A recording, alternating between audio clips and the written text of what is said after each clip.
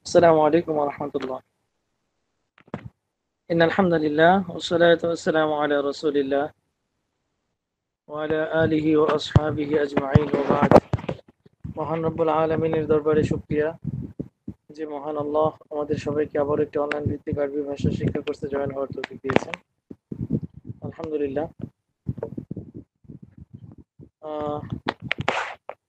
গত ক্লাসে কিছু বাড়ি কাজ দিয়েছিলাম,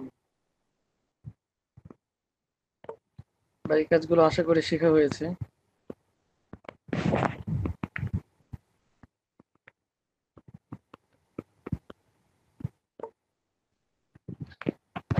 জাহিদ, আপনি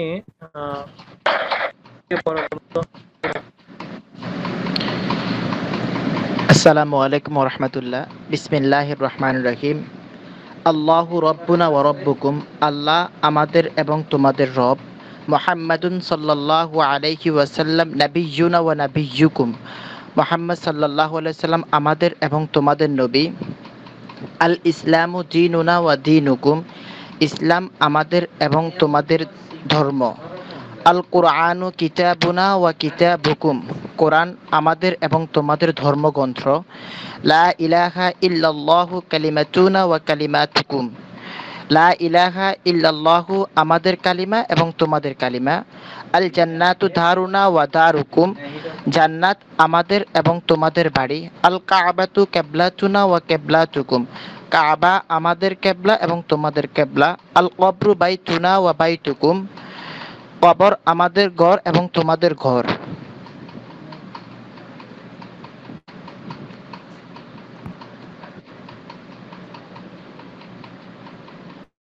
আজকে কিছু জরুরি বিষয় নিয়ে আমরা ক্লাস করব।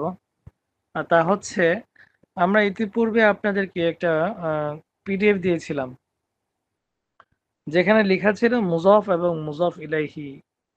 মুজাফ এবং মুজাফ ইলাইহির একটা অধ্যায় ছিল ওখানে। মুজাফ এবং মুজাফ ইলাইহি কাকে বলে এটা নিয়ে আজকে একটু আলোচনা করব। বিসমিল্লাহির রহমানির রহিম। আদ-দারসুস সাদিস, ষষ্ঠ পাঠ। মুজাফ এবং মুজাফ ইলাইহি বলা হয় কোনো বস্তু কোনো ব্যক্তির সাথে বা বস্তুর সাথে সম্পর্কযুক্ত হওয়াকে। ওটাকে বলা হয় নিসবাত। কোনো বস্তু কোনো ব্যক্তি বা বস্তুর দিকে সম্পর্কযুক্ত হওয়ার পদ্ধতিটাকে বলা হয় নিসবাত বা ইজাফাত। আরবিতে এটাকে বলা হয় ইজাফাত। যেমন কথার কথা, রাশেদ এবং একটি বই। বই একটি আলাদা শব্দ বা একটি বস্তু বললাম, আর রাশেদ একটি ব্যক্তির নাম বললাম। তো এই দুটাকে যদি আমরা সম্পর্কযুক্ত করতে চাই, যেমন রাশেদের বই, তাহলে আমরা দেখতে পাচ্ছি যে বইটি রাশেদের সাথে সম্পৃক্ত হয়েছে। বইটি কার? রাশেদের। রাশেদের বই, রাশেদের কলম। এরকম ভাবে আমার বই, তোমার বই, এক কথা কোনো বস্তু কোনো ব্যক্তির সাথে সম্পৃক্ত হওয়াটাকেই বলা হয় ইজাফত। আর প্রথমটিকে বলা হয় মুজাফ, মানে প্রথম শব্দটিকে বলা হয় মুজাফ এবং দ্বিতীয় শব্দটিকে বলা হয় মুজাফ ইলাইহি। প্রথম শব্দটিকে বলা হয় মুজাফ এবং দ্বিতীয় শব্দটিকে বলা হয় মুজাফ ইলাইহি। কোরআন শরীফে এবং হাদিসে রাসূলে এবং আরবদের অধিকাংশ কথার মধ্যে এই ব্যাকরণটি প্রচুর ব্যবহৃত হয়। স্বাভাবিকভাবে আমরা বাংলাতেই ব্যবহার করে থাকি এই সমস্ত বাক্যগুলো। অমুকের বই, তমুকের এই, তমুকের সেই, এরকম বলে থাকি আমরা। তো এই জন্য জিনিসটা খুব বোঝা উচিত। প্রথম শব্দটিকে বলা হয় মুজাফ, দ্বিতীয় শব্দটিকে বলা হয় মুজাফ ইলাইহি। মুজাফ এর কিছু বৈশিষ্ট্য রয়েছে। মুজাফ শব্দের শেষে সর্বদা এক পেশ হয়। ইতিপূর্বে আমরা এটা পড়েছিলাম, কিতাবুকা কিতাবুকি কিতাবুহু কিতাবুহা, কিতাবুকুম কিতাবুকুন্না কিতাবুহুন কিতাবুহুন্না কিতাবুনা। ওই সমস্ত জমিরের দিকে যে ইজাফত হয়েছিল, তখনও আমরা এই জিনিসটা লক্ষ্য করেছি যে প্রথম শব্দের শেষে এক পেশ হয়। স্বাভাবিকভাবে কিতাবুন শব্দের শেষে দুই পেশ হওয়ার কথা, কিন্তু যখন নাকি কোনো ব্যক্তি বা বস্তুর দিকে সম্পর্কযুক্ত হয়, তখন প্রথম শব্দটির শেষে এক পেশ হয়ে থাকে, যেমন কলাম রাশিদিন, বাইতু মাহমুদিন। এক কথায় আপনি যতগুলো শব্দই আনেন না কেন, প্রথম শব্দের শেষে এক পেশই হবে, অতিরিক্ত কোনো দুই পেশ হওয়ার কথা না। তাহলে আমরা যদি পিছন থেকে একটু রিপিট করি কথাগুলো, যে ইতিপূর্বে আমরা কি কি পড়েছিলাম, কোন কোন শব্দের শেষে এক পেশ হয়, এরকম একটা প্রশ্ন অলরেডি আমাদের পরীক্ষায় গিয়েছিল। আমি এগুলো আবার ধারাবাহিকভাবে বর্ণনা করছি। প্রথমত, মুআন্নাস শব্দ, নারীবাচক যে সমস্ত নামগুলো আছে, নারীদের নাম যেগুলো আছে, যেমন আয়েশা তু, ফাতিমা তু, খাদিজা তু, এরকম নামবাচক মেয়েদের যতগুলো নাম আছে এগুলোর শেষে সর্বদা এক পেশ হয়। 2 নম্বর হচ্ছে, শব্দের শুরুতে যদি আলিফ লাম যুক্ত হয় তাহলে শব্দের শেষে এক পেশ হয়। 3 নাম্বার হচ্ছে, শব্দের শুরুতে যদি হরফে নিদা হয় তথা ইয়া এরকম যদি শব্দ থাকে তাহলে শব্দের শেষে কি হয়, এক পেশ হয়। 4 নাম্বার আজকে আমরা যেটা পড়ছি তা হচ্ছে, মুযফ তথা সম্পর্ক যুক্ত কোন শব্দ যদি কোনো ব্যক্তির দিকে বা বস্তুর দিকে ইজাফত হয় তথা সম্পর্ক যুক্ত হয়, তখন প্রথম শব্দটির শেষে এক পেশ হয় এবং ওটাকে আরবিতে বলা হয় মুযফ। আচ্ছা, এবার আমরা এর পরের শব্দ নিয়ে একটু আলোচনা করব। দ্বিতীয় শব্দটিকে তাহলে কি বলে? যেহেতু দুই শব্দের মিলন মেলা, এটা দুই শব্দ, যেমন কিতাব ও রশিদিন, তাহলে এখানে তো দুই শব্দ মিলল। তো দ্বিতীয় শব্দটিকে কি বলে? দ্বিতীয় শব্দটিকে বলা হয় মুযফ ইলাইহি। মুযফ ইলাইহি, মুযফ ইলাইহি এগুলো কয়েক রূপে রূপান্তরিত হয়ে থাকে। যদি মুযফ ইলাইহি শব্দটি পুরুষবাচক নাম হয় তখন তার শেষে দুই জের হয়, যেমন কিতাবু রশিদিন, আপনারা দেখতে পাচ্ছেন দালের নিচে দুই জের। যদি মুযফ ইলাইহি অর্থাৎ দ্বিতীয় শব্দটি যদি নারীবাচক নাম হয়, নারীদের নাম হয়, তখন তার শেষে এক জবর হয়, যেমন কিতাবু আইশাতা। আসসালামু আলাইকুম। তখন একটু সমস্যার কারণে সংযোগ বিচ্ছিন্ন হয়ে গিয়েছিল, দুঃখিত। যে আমরা আলোচনা করছিলাম মুযফ এবং মুযফ ইলাইহি নিয়ে।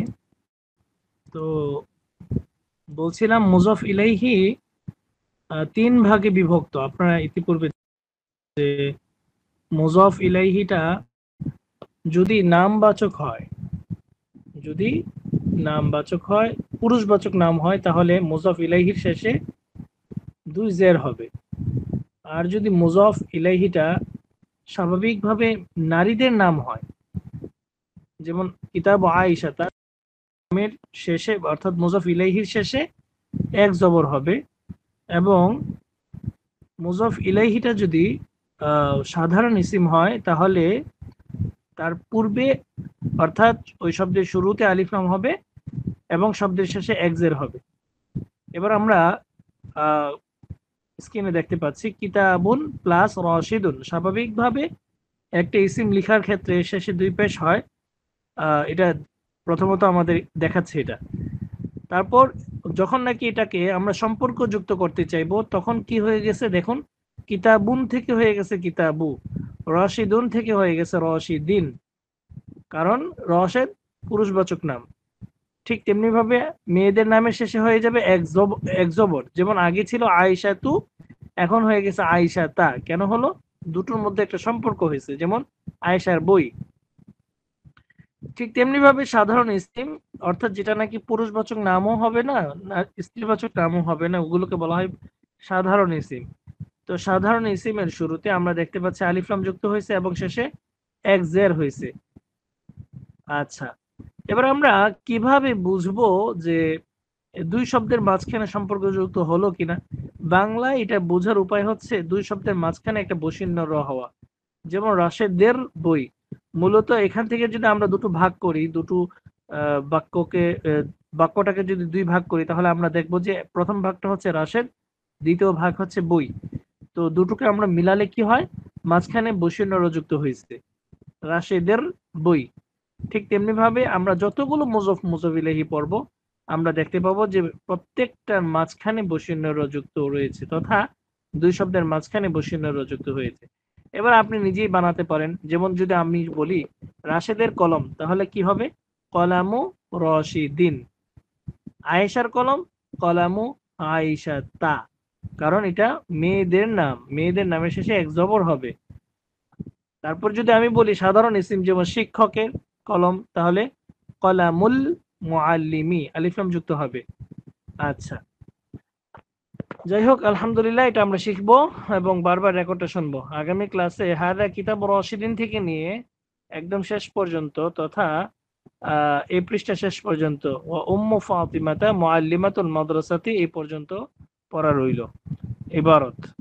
আমরা এটাকে রিডিং ধরবো ইনশাআল্লাহ। এবার আমরা চলে যাই মিজানুস সরফে। মিজানুস সরফে আমাদের কিছু পড়া দিয়েছিলাম এবং বলেছিলাম যদি সম্ভব হয় এগুলো শিখে রাখতে। আমাদের মিজানুস সরফের এখনো মূল পড়ায় আসে নাই, তাই যেগুলো আমরা এখন দিচ্ছি এগুলো প্রাসঙ্গিক এবং শিখে রাখাটা অতি উত্তম, শিখে রাখাটা উত্তম। আজকে আমরা আলোচনা করব লফজ বা ধ্বনি কাকে বলে। লফজ, তারিফুল লফজ, তথা লফজের পরিচয়। মানুষের মুখ থেকে যে আওয়াজ বের হয় তাকে লফজ বা ধ্বনি বলে। এই ধ্বনি যদি অর্থহীন হয় তাহলে তাকে মুহমাল বলা হয়। যেমন, মানে এটা কি বলে, অর্থহীন। যেমন নাকি আমরা বাংলায় যদি বলি স্বাভাবিকভাবে কলম লিখলে এটা তো হচ্ছে অর্থবোধক, আর যদি কলমকে আমরা ঘুরিয়ে পেঁচিয়ে লিখি, যেমন লকম এরকম কিছু লিখি, তাহলে এটা সেটা কি হয়ে গেল? অর্থহীন। তো এই অর্থহীনটাকে বলা হয় মুহমাল। আর যদি ধ্বনিটা অর্থবোধক হয় তাহলে সেটাকে বলা হয় মাউদু, তথা রাশেদ, খালেদ, বকর, জায়েদ ইত্যাদি। কালেমা এর প্রকারভেদ। কালেমা কাকে বলে? কালেমা এর পরিচয়। অর্থবোধক একক শব্দকে কালেমা বা পদ বলে। কালেমা এর প্রকারভেদ।